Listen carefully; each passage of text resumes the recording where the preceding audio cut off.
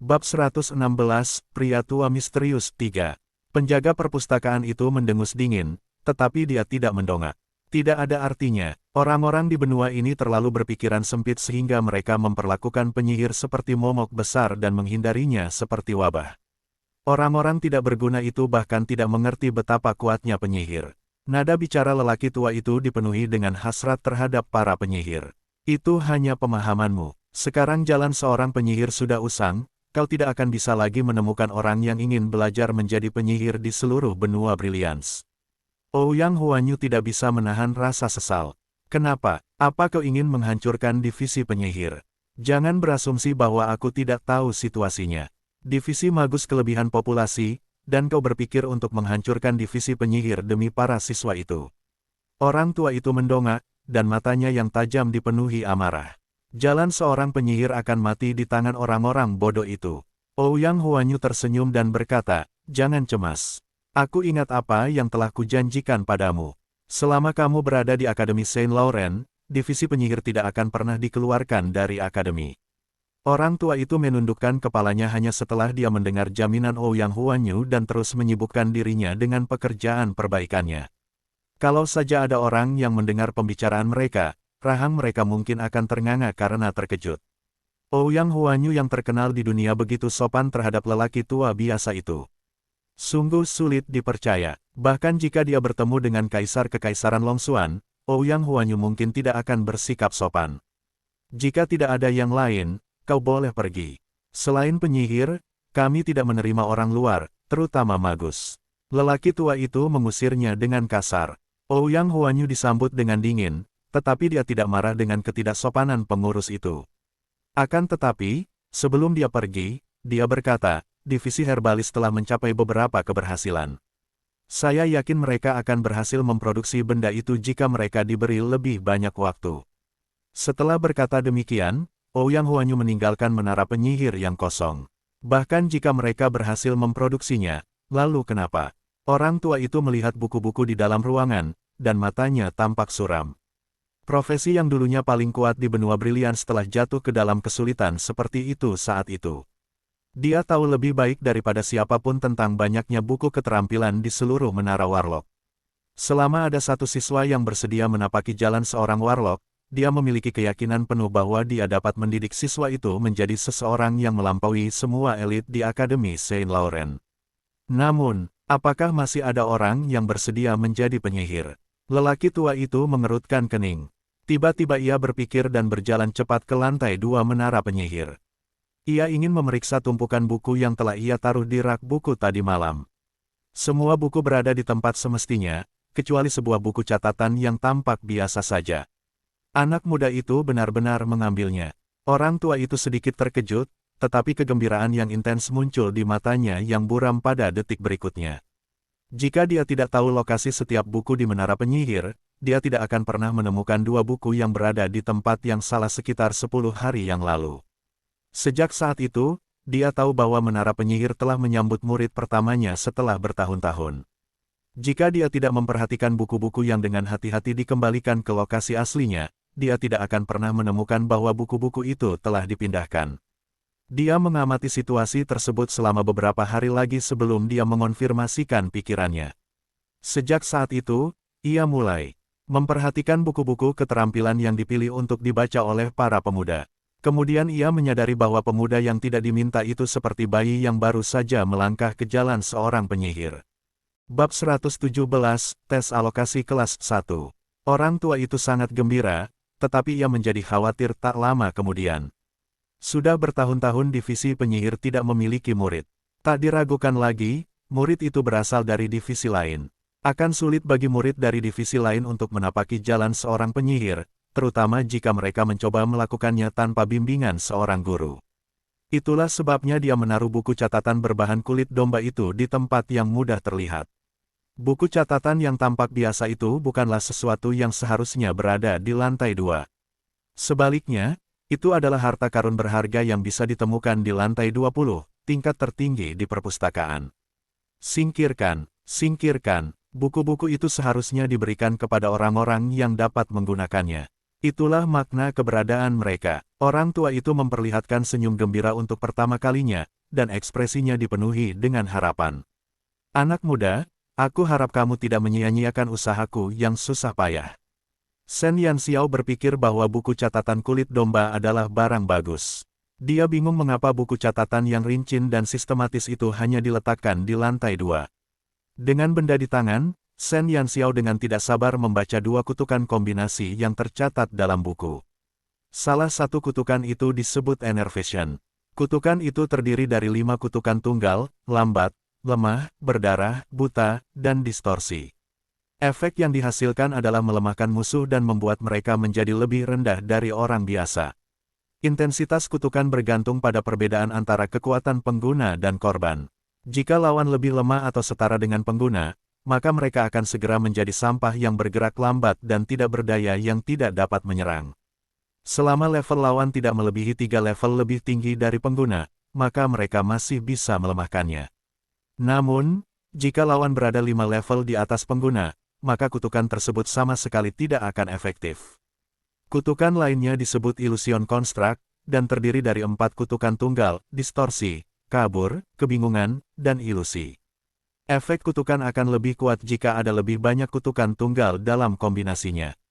Illusion Construct memungkinkan penggunanya untuk menyebabkan lawan memiliki ilusi palsu dan dikendalikan oleh penyihir untuk waktu yang singkat.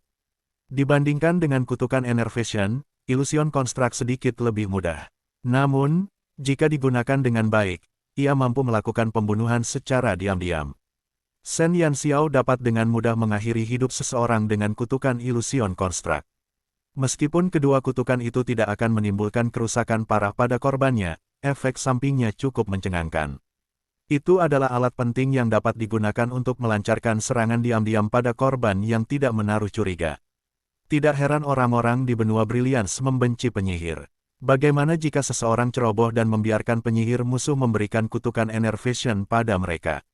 Seorang ahli yang tak tertandingi akan langsung berubah menjadi orang yang tidak berguna yang tidak dapat membalas atau mengendalikan kematian mereka. Lebih buruk lagi jika mereka diberikan kutukan Illusion Construct. Mereka akan patuh membunuh diri mereka sendiri tanpa gangguan dari lawan mereka. Shen Yanxiao hanya punya satu kata untuk menggambarkan kutukan gabungan itu, yaitu menjijikkan. Meskipun dia merasa jijik, dia juga senang telah mempelajarinya. Shen Yanxiao tidak menyadari bahwa kutukan kombinasi yang tampaknya berkekuatan rendah itu sebenarnya adalah keterampilan tingkat tinggi yang dapat dimiliki seorang penyihir. Penyihir junior akan mempelajari kutukan tunggal terlebih dahulu sebelum melanjutkan dengan kutukan kombinasi yang hanya terdiri dari 2. Kutukan tunggal. Melewati kutukan kombinasi yang terdiri dari 2 hingga 3 kutukan tunggal dan maju ke tingkat keempat atau kelima kutukan kombinasi sama saja dengan mengundang kematian karena perilaku sembrono. Bab 118, Tes Alokasi Kelas 2. Mirip dengan anak yang baru saja masuk kelas 1, lalu tiba-tiba naik ke kelas 4 atau 5. Tentu saja, siswa tersebut harus menghadapi kesulitan yang lebih besar dalam pelajaran. Shen Yanxiao tidak mengetahui tingkatan kutukan kombinasi yang berbeda dan sepenuhnya mengandalkan minatnya untuk mempelajarinya. Semakin banyak kutukan tunggal yang dibutuhkan untuk kutukan kombinasi, semakin banyak pula gerakan tangan yang dibutuhkan. Agar seseorang dapat menyelesaikan 4 hingga 5 gerakan tangan dengan cepat, hal itu bergantung pada kecepatan tangan penyihir dan tingkat kemahiran mereka dalam menangani kutukan tunggal. Untung saja Shen Yanxiao seorang pencuri. Seorang pencuri harus memiliki keterampilan yang sangat baik dalam menggunakan tangannya. Karena mereka harus mencuri sesuatu tepat di depan mata korbannya, mereka harus bergerak cepat dengan tangannya. Meskipun sulit, Shen Yanxiao tidak memiliki masalah dengan kecepatan tangannya. Namun, ia memiliki masalah dengan kemahirannya dalam kutukan tunggal. Meski begitu, butuh waktu 20 hari baginya untuk mempelajari 2 kombinasi kutukan itu. Ujian alokasi kelas Akademi Saint Laurent dilaksanakan dalam acara berskala besar pada hari kedua setelah dia dapat dengan terampil menyelesaikan gerakan tangan untuk kutukan Enervation dan Illusion Construct dalam waktu 30 detik. Pagi-pagi sekali, para siswa tahun pertama divisi Herbalis dibawa ke alun-alun di akademi. Alun-alun itu penuh sesak dengan siswa dari berbagai divisi. Selama 1 bulan masa persiapan, Shen Yanxiao dan para siswa tahun pertama menjalani pelatihan terpadu untuk pengobatan herbal. Beberapa siswa tahun pertama yang berbakat sudah dapat membuat 1 hingga 2 ramuan tambahan sederhana. Cek, banyak sekali orang yang hadir di sini hari ini. Sepertinya tidak hanya siswa tahun pertama dari berbagai divisi yang akan berpartisipasi dalam ujian pembagian kelas, tetapi juga beberapa siswa senior. Tang Nazi meletakkan tangannya di bahu si Yan Xiao dan memanfaatkan tinggi badannya untuk mengamati alun-alun yang penuh sesak itu. Siswa senior juga harus dipindahkan. Sen Yan Xiao agak terkejut. Tang Nazi tertawa. Tentu saja, apa yang kamu harapkan? Tidak mudah untuk menduduki kursi di kelas ungu hanya karena mereka lulus ujian saat mendaftar. Siswa dari semua divisi dan tingkat harus menjalani ujian lagi di awal setiap semester. Siswa yang tidak memenuhi syarat akan disingkirkan dari kelas yang bagus sementara siswa yang telah meningkat akan menggantikan posisi mereka. Kelangsungan hidup yang terkuat adalah titik paling kritis di akademi ini. Tang Nazi tampaknya sangat akrab dengan sistem akademi Saint Laurent.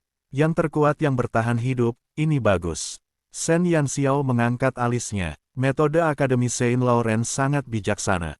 Metode itu tidak hanya mencegah siswa merasa puas diri setelah mereka masuk ke kelas yang bagus, tetapi juga memotivasi siswa dari kelas lain untuk meningkatkan diri sehingga mereka dapat merebut tempat di kelas ungu. Tampaknya taktik untuk stimulasi dapat diterapkan di mana-mana.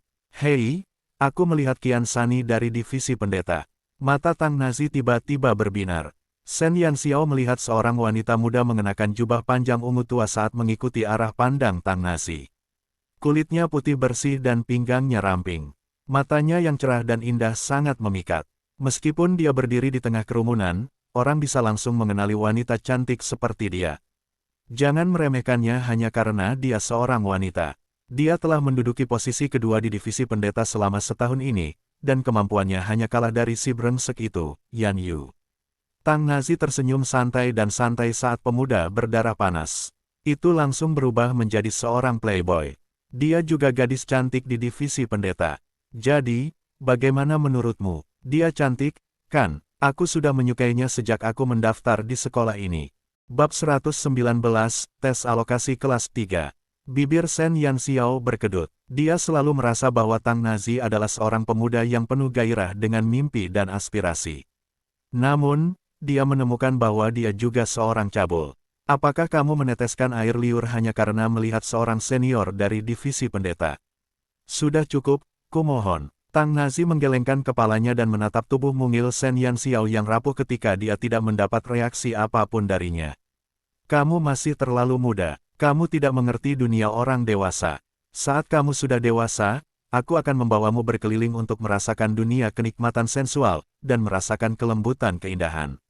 Sebelum Tang Nazi dapat menyelesaikan kalimatnya, Sen Yan Xiao telah menepuk tangan yang ada di bahunya. Seseorang bahkan bisa hamil jika berpegangan tangan dengan orang mesum seperti itu. Sen Yan Xiao tidak tertarik pada wanita cantik manapun. Meskipun Qian Sani tampak lembut dan menawan, Sen Yan Xiao merasa bahwa Qian Sani pasti lebih cantik darinya jika ia membersihkan wajahnya dan menghapus cat di wajahnya. Jika ia mau, ia bisa memeluk cermin setiap hari untuk mengagumi penampilannya. Sen Yan Xiao kemudian menemukan beberapa wajah yang tampak familiar di antara kerumunan, tetapi sekelompok orang mengelilingi mereka. Dia menunjuk ke arah Qixia, Yan Yu, dan Yang Xi, dan bertanya, mengapa orang-orang itu mengelilingi mereka. Tang Nazi menatap mereka sekilas sebelum dia mendecak lidahnya. Kenapa lagi? Kelompok idiot itu delusi, dan ingin bergantung pada seseorang yang kuat yang berada di luar jangkauan mereka. Meskipun ketiganya menyebalkan, semua orang tahu betapa kuatnya mereka. Para siswa dari divisi masing-masing tentu ingin berada di sisi baik mereka jika mereka bisa mendapatkan bantuan dari mereka selama ujian pembagian kelas.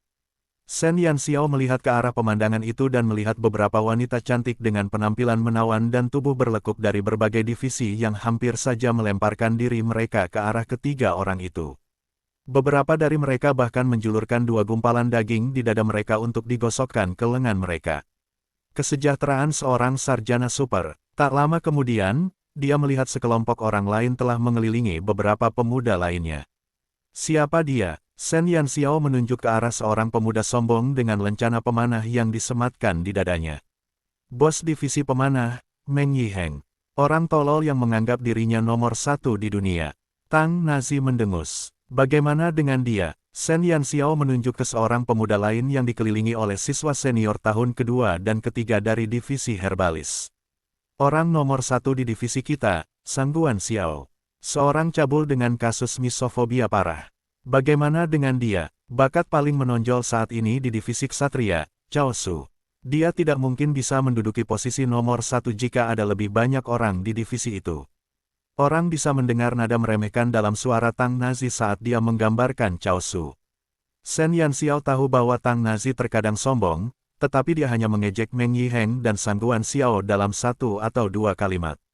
Namun, sepertinya dia tidak memiliki apa-apa selain penghinaan dan penghinaan terbuka terhadap Cao Su. Shen Yanxiao menduga pasti ada sesuatu yang rumit di antara keduanya. Aku penasaran dengan isi ujian ini. Pada tahun-tahun sebelumnya, ujian pembagian kelas dilakukan secara terpisah di dalam divisi. Namun, sepertinya mereka melakukannya secara berbeda tahun ini. Tang Nazi terus melihat sekelilingnya. Sayangnya, selain para wanita cantik, tidak ada hal lain yang menarik perhatiannya. Rumor apa yang sudah kau dengar? Dia tidak tahu mengapa, tetapi Shen Yanxiao selalu berpikir bahwa Tang Nazi cukup tahu tentang informasi rahasia akademi. Hanya sedikit. Kudengar mereka mengharapkan siswa dari berbagai divisi untuk bekerja sama. Aku heran apakah mereka mengalami kekeliruan. Kita semua tahu bahwa profesi yang berbeda memiliki spesialisasi yang berbeda. Mereka bahkan telah mengumpulkan siswa dari ke-6 divisi. Apakah mereka pikir kita adalah campuran yang bisa mencampur semuanya? Tang Nazi mengerang. Bab 120, Ujian Gila, 1. Penerjemah, Henye Translations Editor, Henye Translations. Tidak ada seorang pun dari divisi penyihir. Shen Yanxiao melihat sekeliling dan tidak melihat satu pun siswa yang mengenakan lencana penyihir. Ekspresi Tang Nazi agak aneh. Dia berkata dengan lembut, sudah bertahun-tahun sejak divisi penyihir Akademi Saint Laurent merekrut seorang siswa. Tidak hanya di sini, tetapi pada dasarnya Anda tidak dapat menemukan lebih dari beberapa penyihir di seluruh benua Brilliance. Tidak akan lama lagi para penyihir akan punah. Punah. Shen Yanxiao mengerutkan kening. Dia telah mempelajari beberapa hal tentang penyihir dalam 1 bulan itu. Dia merasa bahwa itu adalah profesi yang bagus dengan potensi yang besar. Jadi mengapa itu direduksi menjadi keadaan yang menyedihkan? Tang Nazi memeriksa sekelilingnya, dan setelah memastikan tidak ada yang memperhatikan mereka, dia berbicara dengan suara pelan, kamu mungkin tidak menyadari hal ini, tetapi para penyihir tidak seburuk 100 tahun yang lalu. Saat itu, mereka sangat populer. Namun, 2 dari 3 penyihir terkuat di benua itu mulai menggunakan kutukan terlarang untuk meneliti manusia.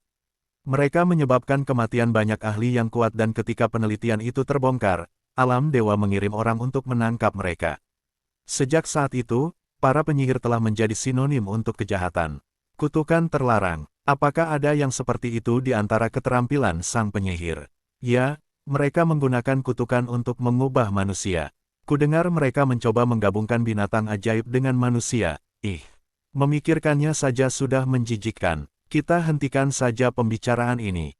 Bagaimanapun, para penyihir akan segera punah. Tang Nazi mengerutkan bibirnya. Dia memutuskan untuk menghentikan pembicaraan itu karena dia tidak ingin menakuti pemuda yang tampak lemah itu. Karena dia tidak mau berbagi lebih banyak tentang hal itu, tentu saja Shen Yanxiao tidak akan terus bertanya tentang hal itu. Namun, dia akhirnya mengerti mengapa benua cemerlang membenci profesi yang kuat itu. Ah, dekan sudah datang. Teriakan kaget bergema di antara para mahasiswa.